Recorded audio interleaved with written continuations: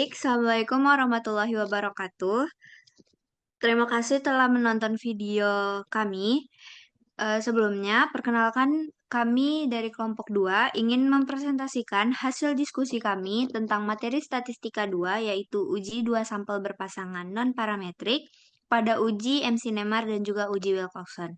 Sebelumnya, perkenalkan kami dari kelompok 2 yang beranggotakan saya sendiri, Nesya Edina Putri, dan rekan saya, Adam, dan juga Vini Irva Aurora, Muhammad Kapri Alzikra, dan juga Sifadira Natasha.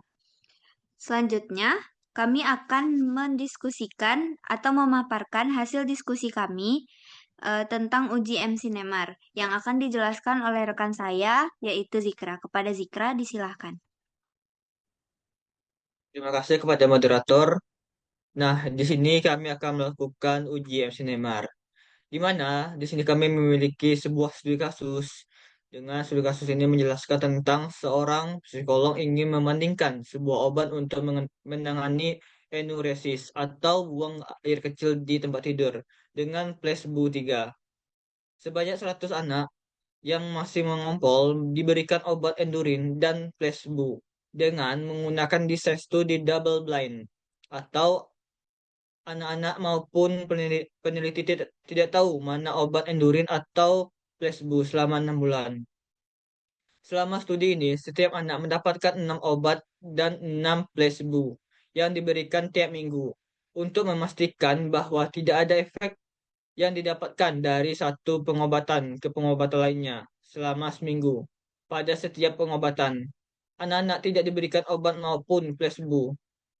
Urutan pengobatan selama 12 kali pengobatan bagi setiap anak dipilih secara acak. Variabel dependen pada studi kasus ini adalah pendapat orang tua tentang perkembangan anak setelah diberikan obat dan placebo. Hasil studi disajikan pada tabel di slide selanjutnya. Dah, dan di sini kami memiliki pertanyaan berdasarkan hasil penelitian itu, apakah studi kasus ini menunjukkan bahwa obat endurin efektif untuk mengurangi enuresis? Ya.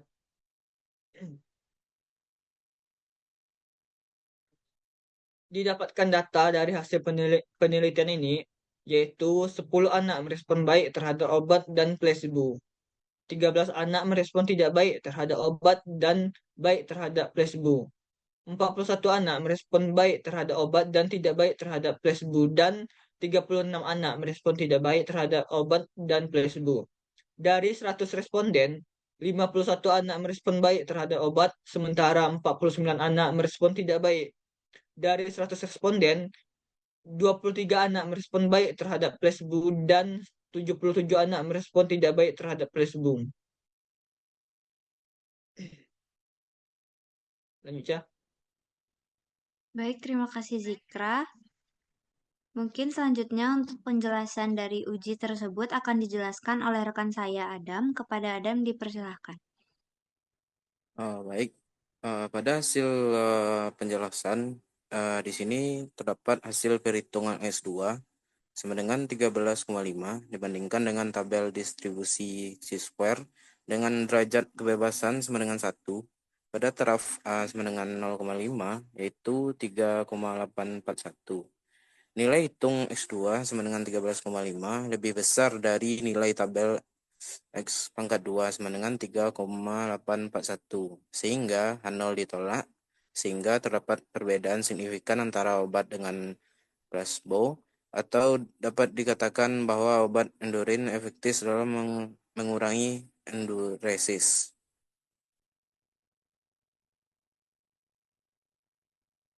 Mungkin terima kasih untuk Adam yang telah menjelaskan kesimpulan dari uji MC Neymar yang telah ada sebelumnya.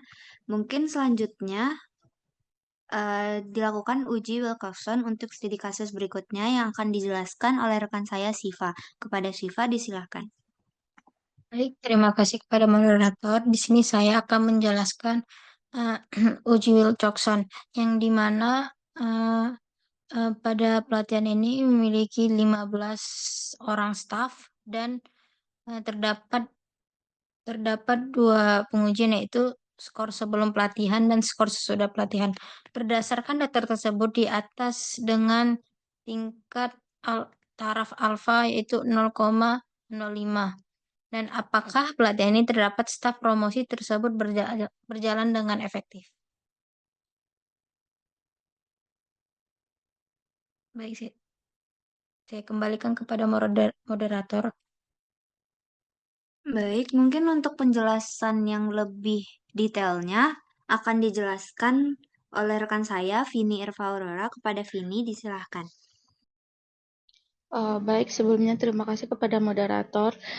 Penjelasan dari soal sebelumnya yang telah dijelaskan oleh rekan saya dapat dibentuk ke dalam beberapa tabel dengan spesifikasi tabelnya seperti nilai sebelum, sesudah, nilai selisih, tanda dari nilai, serta perankingan dari nilai yang didapatkan. Untuk mencari Z hitungnya, kita mendapatkan selisih nilai terkecil dengan nilai negatif 10 pada subjek keempat, sehingga nilai T atau peringkat dengan selisih terkecil adalah 4. Terdapat 3 subjek dengan selisih 0, sehingga jumlah pengamatan atau N itu sama dengan 15 dikurang 3. Didapatkan hasil N sama dengan 12. Untuk menghitung nilai Z-nya, kita dapat menggunakan rumus seperti yang telah tertera, sehingga didapatkan nilai Z hitung yaitu negatif 2,746. Dari nilai Z tabel dengan taraf alfa yaitu 0,05 adalah 1,96, maka Z hitung kecil dari Z tabel.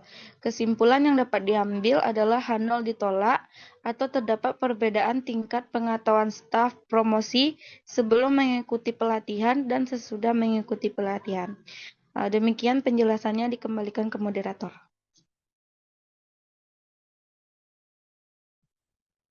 Baik, terima kasih Vini yang telah menjelaskan tentang studi kasus Wilkerson. Mungkin sekian presentasi dari kelompok kami. Jika ada pertanyaan atau sesuatu yang kurang atau yang tidak jelas dari video rekaman kami, boleh ditanyakan pada kolom komentar ya teman-teman. Sekian presentasi dari kelompok kami. Saya tutup. Wabillahi taufik wal hidayah. Wassalamualaikum warahmatullahi wabarakatuh.